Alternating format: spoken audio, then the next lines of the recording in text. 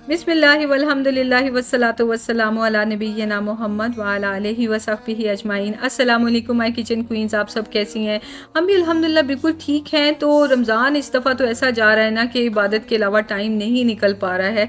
Kitchen में जो आती हूँ कोई ना कोई तस्बीह करती रहती हूँ, लेकिन वो जो इबादत हैं उन्हीं पे टाइम इतना लग रहा है कि इतना ज़्यादा मेरे से ना वीडियोज़ अपलोड नहीं हो रही। वुड यू बिलीव कि मैंने सारी रिकॉर्ड की हुई हैं, क्योंकि जब आप किचन में काम कर रहे हो तो एक कैमरा रखने में क्या प्रॉब्लम है, लेकिन उसको एडिट करना, उस पर वॉइस ओवर करना, वो सब रेसिपीज़ जो आपने बना ली अब आपने उनको लिखना है बैठ के ताकि सारी क्वींस उससे उनको बना सके अपने घर में, तो वो टाइम टेकिंग है। तो डेली का 4 से 5 घंटे तो वहाँ चले जाएँ। तो फिर मैंने गुड बाय कर दिया, थोड़ा सा बीच में टाइम निकल आता है तो मैं कर देती हूँ, नहीं निकल रहा तो नहीं करी। थैंक यू फॉर अंडरस्टैंडिंग, क्योंकि आप सब भी बातों में बिजी हैं तो मुझे इस वक्त नहीं कमेंट्स आ रहे जो यूजुअली आपके आते हैं ना हर वक्त कि किधर गायब हो गई हैं, रिप्लाई करें। तो आप खुद भी माशाल्लाह माशाल्लाह सारे मसरूफ़ हैं, हमें भी दुआ में याद रखें। हम भी आपके लिए दुआएं करते हैं और अल्लाह ताला आप सबकी दुआओं को कबूल फरमाए इंशाल्लाह, आमीन।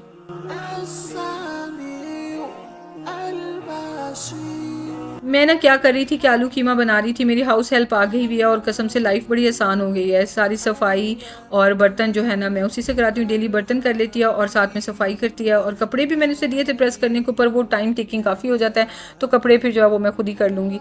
तो इट्स बीन ईयर्स के मैंने इस तरह से मतलब प्रॉपर डेली की हाउस हेल्प ली हो ना, वरना वो जो मैंने आपको बताया वो हाउस बॉय आता था वीक में एक दफ़ा, तो बाकी जो है वो खुद ही कर लेना है जो भी ज़रूरत पड़नी है। खैर, तो वो फिर आई हुई थी तो मैंने सोचा था उसको भी खाना दे दूँगी, तो ज़रा ज़्यादा मैं कीमा बना रही थी। आलू कीमा बनाने का प्लान था, क्योंकि शहज़ाद को ना सहरी में अंडे भी एक तो खाने होते हैं पराठों के साथ, और उसके अलावा उनको कोई ना कोई सालन भी चाहिए होता है। तो वो बस पिछला सालन ख़त्म हो गया था, तो अब नेक्स्ट बनाना था, तो मैंने सोचा आलू कीमा बना लेते हैं।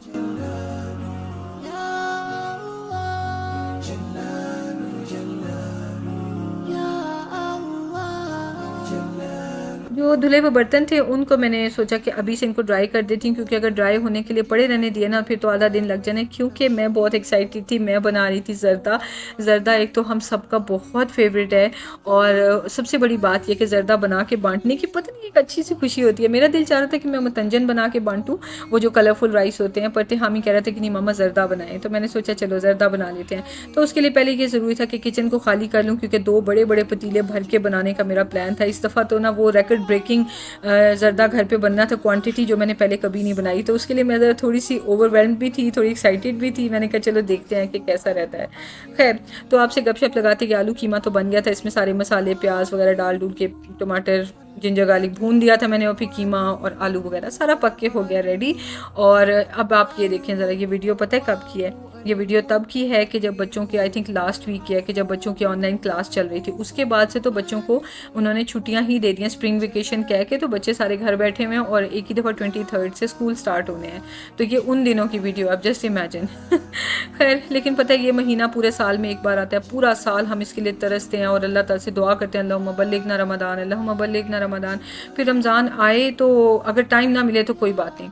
पिछले सालों में मुझे फिर भी टाइम मिलता रहा है, लेकिन इस बार मुझे ऐसे लग रहा है कि नहीं, टाइम नहीं मिल रहा, तो चलो कोई बात नहीं। खैर, तो इसमें मैंने ना 6 कप जो है ना वो मैंने राइस इसमें ले, नहीं टोटल 12 कप राइस लिया है, तो 6 कप मैं इसमें डालूंगी एक पतीले में, और इसी में भिगो दूंगी ना ताकि इसी में भी बॉयल भी हो जाए, और 6 कप मैं दूसरे पतीले में डाल दूंगी।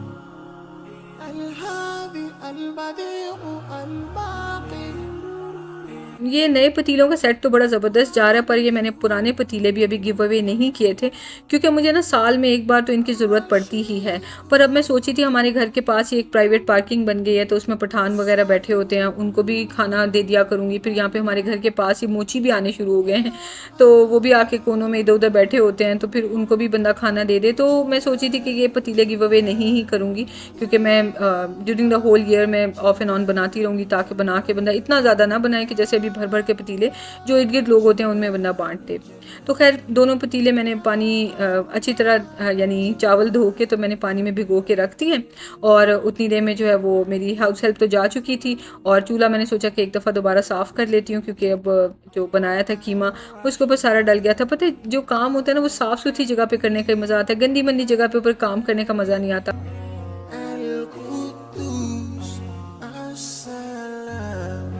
ये था फ्राइडे और अभी मैंने फ्रेश अप होके तो जाना था नमाज के लिए भी, क्योंकि बच्चे जो है ना वो पहले ही चले जाते हैं। सबसे पहले तो मिशारी चला जाता है, क्योंकि मिशारी को पता है कि जो आगे ले लेगा ना पहली सफ़ में जिसको जगह मिल जाएगी जुम्मे के लिए, तो क़यामत के बाद जब जन्नत का टाइम होगा इंशाल्लाह, तो उस वक्त भी एक मजलिस हुआ करेगी जिसमें अल्लाह ताला अपना दीदार कराएंगे और सब लोग वहाँ पे इकट्ठे होंगे।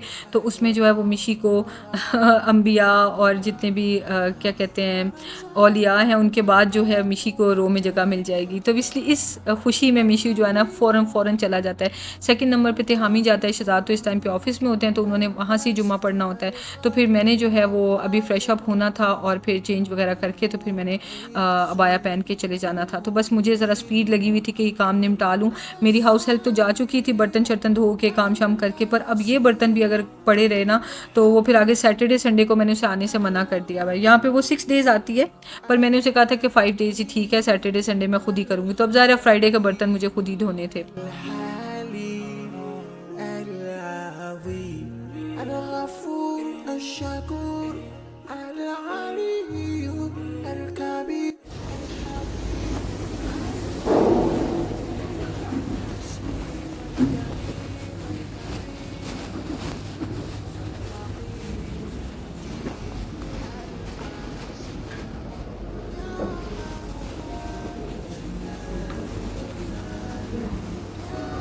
الذي خلق من الماء بشرا فجعله نسبا وصهرا وكان ربك قديرا وهو الذي خلق السماوات والأرض وما بينهما في 6 أيام ثم استوى على العرش। हमेशा से जुम्मा पढ़ने की यही रूटीन होती है। तिहामी मस्जिद से निकल के बाहर मेरा वेट कर रहा होता है, लेडीज़ सेक्शन से मैं आती हूँ, फिर तिहामी मेरे साथ घर आ जाता है और मिशारी जो है ना वो चला जाता है डायरेक्ट वहीं से अपने फ्रेंड्स के साथ खेलने। और अभी तो रमज़ान है, बच्चों की भी छुट्टियाँ हुई हैं, लेकिन बच्चों की छुट्टियाँ ना भी हों तो स्कूल से आके उनकी यही रूटीन है, क्योंकि फ्राइडे का मतलब है वीकेंड, सैटरडे संडे फिर ऑफ है ना, तो फिर बच्चों को खेलने का अपना मौका मिल जाता है। खैर, तो मैंने अबाया वगैरह हैंग करके, मेरे पास अभी और कोई काम नहीं था सिवाय इसके कि मैंने सूरह कहफ पढ़नी थी और वो मैं पढ़ने के लिए बैठ गई। अच्छा, मुझे पता है कि अच्छा लगता है, मुझे हमेशा रेसिटेशन के साथ अच्छा लगता है और अभी तक भी मतलब यानी मैं रेसिटेशन लगाती हूँ मुस्लिम प्रो ऐप के ऊपर और साथ साथ मैं कुरान पढ़ती हूँ। तो बहुत ही मज़ा आता है, क्योंकि ख़ुद से पढ़ रही हूँ तो मेरी रेसिटेशन तो है नहीं, लेकिन यह है कि फिर वो एक जो क्या कहते हैं कि जो एक कंफर्ट मिलता है ना कुरान पढ़ने में, वो रेसिटेशन के साथ ही मिलता है। तो कोई बात नहीं, खुद को रेसिटेशन नहीं आती तो किसी भी अच्छे कारी की लगा के तो उनके साथ पढ़ के ना तो बहुत सुकून मिलता है। बस उसमें सिर्फ ये होता है कि फिर ओवर स्पीड नहीं हम कर सकते। कुरान को वैसे भी ठहर ठहर के पढ़ना चाहिए और रेसिटेशन के साथ तो वैसे भी ठहर ठहर के ही होता है, तो मज़ा भी आता है। चलिए, आपसे गपशप लगते हुए ये भी काम हो गया। मैंने सूरह कहफ पढ़ी और उसके बाद फिर मैं चली गई किचन में, क्योंकि ज़रा सा भी लेट हो जाए बस फिर तो टाइम यूँ निकल जाए।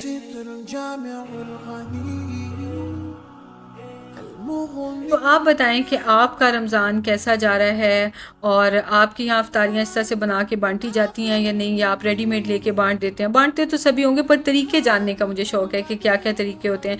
यहाँ पे ना बड़ा इजी होता है कि इवन 10-10 दिरहम के ना पैकेट्स मिलते हैं जिसमें राइस, चिकन वगैरह ऐसी चीज़ें होती हैं, तो बना बनाया लेके तो आप डिस्ट्रीब्यूट कर सकते हैं। लेकिन मुझे ऐसे लगता है कि वो सब कुछ यहाँ पर इतना फ्री मिलता है, गवर्नमेंट हर एक को देती है।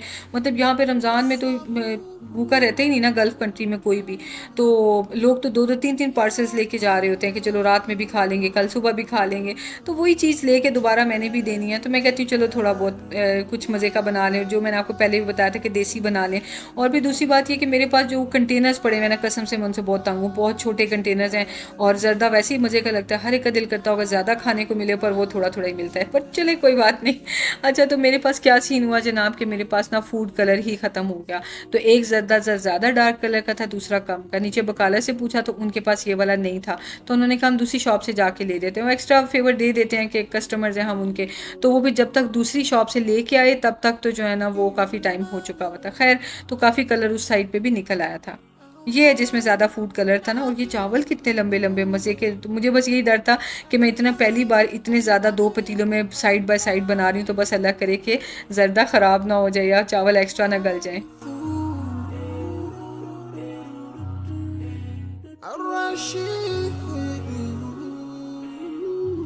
ज़र्दा की रेसिपी तो मेरा ख़्याल है मैंने सऊदी अरब में थी जब ये वाली रेसिपी मैंने आपसे शेयर की थी, और मैं हमेशा इसी तरह बनाती हूँ। और बहुत से उस वक्त रिमार्क्स जो आते थे ना, कमेंट्स आते थे, बड़ा मज़ा आता था पढ़ के, क्योंकि ज़र्दा के को लेके ना सबके अंदर बहुत कन्फ्यूजन था कि राइस अकड़े रह जाते हैं या एक्स्ट्रा घुल जाते हैं, तो क्या करना है, कैसे करना है। तो ये रेसिपी सबको बहुत पसंद आई थी, स्पेशली जो बच्चियाँ पहली बार सीख रही होती हैं, नई नई किचन में आती हैं ना, या न्यूली मैरिड गर्ल्स जो होती हैं, उनके लिए बहुत बेनिफिशियल था। अच्छा, तो मैं भी टिप दोबारा बता देती हूँ जो लोग नए हैं उसके, ये कि जैसे बिरयानी के लिए हम जब चावल बॉईल करते हैं ना, तो उसमें हम 70-80% उसको पकाते हैं, बस चावल को खड़ा खड़ा होता है और हम निकाल लेते हैं। ज़र्दा के केस में आपने 100% बॉईल करने हैं, इस तरह के बॉईल के जिसको आप खा लें दाल के साथ, दाल चावल टाइप ना, बिल्कुल 100% आपने पका लेना है। उसकी वजह ये है कि जब हम देसी घी और फिर दूध और चीनी डालेंगे ना, और उसमें चावल डाल के हम ज़र्दा बनाएंगे, तो चीनी ना चावल की कुकिंग को वहीं स्टॉप कर देती है। तो अगर आपने पहले ही 70-80% चावल पका के निकाल लिया ना, तो आपको पता है वो अकड़े में हैं, ज़रा कच्चे कच्चे से हैं, तो वो उसी तरह के ही ज़र्दा में रह जाएंगे, चाहे जितनी देर मर्जी आप दम लगाएं ना, तो वो बस काम ख़राब हो गया। तो इसलिए बेहतर ये कि पहले तो आप इसे 100% पका के तो निकाल लें। जब आप इसे ड्रेन करते हैं तो इसके ऊपर पानी डाल के इसको ठंडा नहीं करना चावल को, उतनी देर में बस देसी घी डाला और इसमें इलायची डाली, थोड़ी सी तोड़ दी है मैंने, तो बस इलायची क्रैकल हो जाएगी, तो फिर हम इसके अंदर चीनी डाल देंगे। तो उतनी देर में मैंने चीनी मेजर करनी शुरू कर दी। सिंपल सी मेजरमेंट है, 1 कप चावल अगर आप ले रहे हैं तो उसके साथ 1 कप चीनी है, और 1-2 चम्मच जो है वो देसी घी के हैं, और साथ में जो है 1/3 कप ऑफ मिल्क है इसमें। तो वो मैं दोनों कंटेनर्स के लिए जो है वो पतीलों के लिए बना रही थी मेजरमेंट, तो फिर मुझे एक और चीज़ ख़त्म हो गई, शुगर। इस बार जो है ना मैंने बहुत ज़्यादा ग्रोसरी शॉपिंग नहीं की थी, मुझे ये था कि एज़ पर नीड बेसिस जो है ना वो मैं ले लिया करूँगी चीज़ें। तो वही अब हो रहा है, बकाला पे फिर कॉल की कि फटाफट से ज़रा चीनी भी भिजवा दें। अच्छा, तो ये मैंने फ्रीज़र में लेके रखा हुआ था नेस्टो से सारा ये जो टूटी फ्रूटी है, तो ये भी डीफ्रॉस्ट हो गया था, इसको मैंने जो है वो रेडी करके रख लिया। अच्छा, अब ये देखें, इलायची जब इसमें क्रैकल हो गई थी तो मैंने चूल्हा ऑफ कर दिया था, ताकि इसमें अब मैंने दूध डालना था ना, तो छींटे ना उड़े। तो ऑयल ज़रा ठंडा हो गया तो इसमें मैंने दूध डाल दिया और चीनी डाल दी। तो अब क्या किया कि मैंने फ्लेम को ना ज़रा लो पे मैंने ऑन कर दिया है, क्योंकि हमने इसको बॉयल्स नहीं दिलाने। ये जो अब मिक्सचर बना है ना दूध का, चीनी का, देसी घी का, इसको सिर्फ इतना सा गर्म करना है कि इसमें चीनी मेल्ट हो जाए, बॉयल्स दिलाने की ज़रूरत नहीं है। उसके बाद इसके अंदर हमने ये चावल डाल दिए। जब चीनी सारी मेल्ट हो गई है तो नेक्स्ट स्टेप क्या है कि ये बॉयल्ड चावल डाल दिए, और अब आपने फ्लेम बहुत तेज़ कर देना है, ताकि जो भी पानी इसमें चीनी छोड़ रही है ना, वो पानी चावल भी एब्जॉर्ब करें और ज़्यादा देर भी ना लगे उनको प्रोसेस होने में। मैंने फ्लेम बहुत तेज़ कर दिया, और बस इसको डाल के हम मिक्स कर देंगे, और फिर इसको हम पकने देंगे जब तक कि जो भी लिक्विड है दूध और चीनी वगैरह का वो सारा चावल एब्जॉर्ब कर लें। तो ये देखिए मैं कितने मज़े से इसमें चम्मच हिला रही हूँ, इस तरह चावल टूटते भी नहीं है। लेकिन अगर आप न्यू हैं या आपको प्रैक्टिस नहीं है तो फिर ज़रा ध्यान से करें, इतने ज़्यादा ऐसे ना इसमें घुमा दें चम्मच। अच्छा, ये मैंने ना जो थे मेरे पास ड्राई फ्रूट, इनको भी मैंने सारों को इकट्ठा ही पानी में भिगो दिया था। तो और फिर इनको जो है ना मैंने डाल दिया इसके अंदर आधा आधा करके। किशमिश भी थी, और इसके अंदर क्या थे, पिस्ते थे, बादाम वगैरह थे। तो इनको भी मैं इसके अंदर मिक्स कर दूंगी, और तब तक ये थोड़े और पक जाएंगे, और बस हम इसको जब पानी ड्राई हो जाएगा तो फिर हम थोड़ा सा दम दे देंगे। तो उतनी देर मैंने क्या किया, ये टाइम क्या नज़र आ रहा है, 3:30 या 4:30। तो ये देखिए इस टाइम पे मैं फ्री हो गई थी, ज़र्दा ऑलमोस्ट तैयार होने वाला हो गया था। 15-20 मिनट का दम चावलों के लिए काफ़ी होता है। और आपने दम लगाने से पहले भी ये देखना है कि नीचे पतीले में ना किसी किस्म का भी कोई भी मॉइस्चर ना रहता हो, क्योंकि मॉइस्चर रह जाएगा तो वो नीचे वाले चावल गल जाएंगे एक्स्ट्रा। तो इसलिए अच्छी तरह से नीचे से आपने इसको ड्राई करना है और फिर दम लगाना है। अच्छा, मैंने साथ ही इनको कंटेनर्स में डालना शुरू कर दिया, क्योंकि यहाँ पे ना अफ्तारी 3-4 बजे के करीब उनकी गवर्नमेंट की गाड़ी आती है और अफ्तारी बांट देते हैं। तो ज़्यादातर लोग उसी वक्त ही अवेलेबल होते हैं, तो वो फिर हम भी तभी बांटते हैं ना, बाद में पता नहीं कोई अवेलेबल हो या नहीं। एक्चुअली जब से ये वॉर वाला सीन हुआ है ना, तो इन्होंने टेंट बंद कर दिया ना, अफ्तारी फिर इस टेंट के अंदर नहीं मिलती, वरना लाइन में सब लोग बैठे होते हैं तो वहाँ पे उनको सर्व कर दिए जाते हैं पार्सल्स। तो हमारी भी जो अफ्तारी फिर अंदर ही चली जाती है और वहाँ पे लोगों में बांट दी जाती है। पर अब लोग खुद आके लेके अपनी अपनी जगहों पे वापस चले जाते हैं।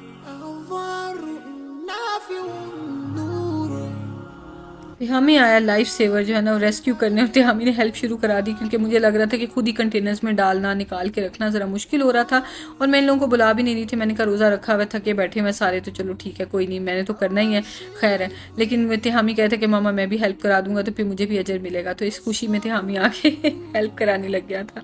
तो खैर देखते देखते सारे पार्सल्स पैक हो गए। अच्छा, मैंने मेरा ख्याल है रिकॉर्ड एक ही बार ऐसे हुआ कि मैंने आई थिंक 100 के करीब कोई पैकेट्स बनाए थे फ्रूट चाट के या किस चीज़ के, लेकिन अभी भी आई थिंक 60-70 ही बने थे। जितना मर्ज़ी पका लूँ ना तो वो भी कम ही लगते हैं मुझे, 100 पूरा ही नहीं होता। शायद उसकी वजह ये ना कि मेरे पास इतने बड़े पतीले नहीं हैं, इतने बड़े बड़े हों तो फिर वाई नॉट, लेकिन मैं उससे बड़े लेना भी नहीं चाहती, जितना हो जाता है बस काफ़ी है। ये बनाने के बाद इसके ऊपर ही मैंने ये डाल दिया। पहले मैंने सोचा उसमें मिक्स कर दूं, फिर ख्याल ये आ रहा था कि किसी कंटेनर में जाएंगे किसी में नहीं, तो चले ऊपर जो है ना वो अच्छे लगेंगे, क्यूट लगेंगे, तो ऊपर सारे मैंने टूटी फ्रूटी डाल दिया। और ये हमारे ज़रदा जो बॉक्सेस हैं ये तैयार हो गए हैं, और बस इनके ऊपर अब लिड लगाते जाएंगे और फिर हम होंगे डन। हमारा उम्रा का प्लान था इस बार, हमें क्या पता था वॉर हो जाएगी और हमारे बहुत सारे पैसे स्टक हो गए। मैं आपको अगली वीडियो में उसकी डिटेल बताऊंगी, और बस दुआ करें कि जल्दी ये वॉर वाला सीन ख़त्म हो जाए और हम भी उम्रे पे जा सकें। बहुत से लोगों के साथ ऐसे हुआ कि जिनके सारे पैसे स्टक हो गए। अब कहाँ और कैसे स्टक हुआ है वो मैं आपको शायद नेक्स्ट वीडियो में बताऊँगी। अगर सिर्फ कुकिंग से रिलेटेड हुई तो फिर ज़्यादा रेसिपी बताती रह जाऊँगी, नेक्स्ट क्या ही बात करनी है। तो चले देखते हैं इंशाल्लाह एनी टाइम सूनर इंशाल्लाह मैं आपको वो जो है स्टोरी सुनाऊंगी। बड़ी जो है ना हार्ट ब्रेकिंग है, पता है, हार्ट ब्रेकिंग स्टोरी है। लास्ट ईयर हम लोग उम्रे पे जा नहीं सके क्योंकि मेरी सर्जरी हुई थी, तो डॉक्टर ने लॉन्ग ट्रैवल से मना किया था, और इस साल जो है वो वैसे वॉर का सीन हो गया तो हम उम्रे पे जा नहीं सके। तो चले अल्लाह ताला से दुआ है, अल्लाह ताला तो अपने हर बंदे को जो है वो आने के लिए दरवाजे खुले हैं अल्लाह के घर के। ऐसा नहीं कि अल्लाह बुलावा भेजेंगे तो कोई आएगा, कोई ज़्यादा नेक है कोई नहीं नेक है। बस सिर्फ ये है कि कोई वसीला बन जाए तो इंसान चला जाता है, वसीला ना बने तो चले अल्लाह के हवाले। जैसे हमारे पास वसीला भी था, फाइनेंस सब थे, पर अभी हम लोग नहीं जा सके, तो कोई बात नहीं, इंशाल्लाह अगली बार से। तो बस इस उम्मीद पे होते हैं, और अल्लाह ताला से पॉजिटिविटी का उम्मीद भी नहीं यकीन होता है, तो इंशाल्लाह हो जाएगा। खैर बातें करते करते आपसे सारा काम हो गया। मिस्टर मिशारी तो वापस आ गए, और फिर मैंने कहा जाओ ज़रा जाके ना तो थोड़ा सा सवाब आप भी समेट लो, क्योंकि आपने कोई सवाब नहीं समेटा, जाके बांट के आओ।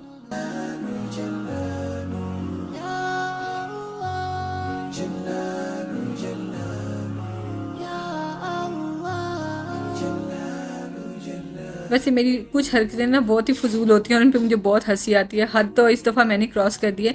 खुद तो मैंने वहाँ पे अफ्तारी बांट दी, थोड़े से चावल रख भी लिए अपने लिए भी, लेकिन वहाँ से ही अफ्तारी फ्री की लेके आ गए क्योंकि मैंने और कोई अफ्तारी बनाई भी नहीं थी। तो शराद कहते बाहर से लाते, मैंने कहा नहीं ना, नीचे फ्री का मिलता है तो वो क्यों ना खाएं, आप लेके आए नीचे से पार्सल्स।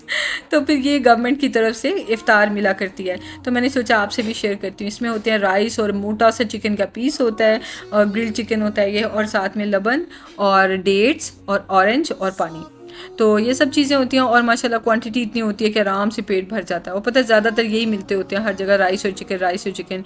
ये हमारे जो है ना ये गल्फ़ कंट्रीज़ की ये फेमस जो है ना कब्सा फेमस डिश होती है। तो चलें हमने भी फ्री की इफ्तारी कर ली, बहुत मज़ा आया। मिलते हैं नेक्स्ट वीडियो में, टेक केयर, अल्लाह हाफिज़।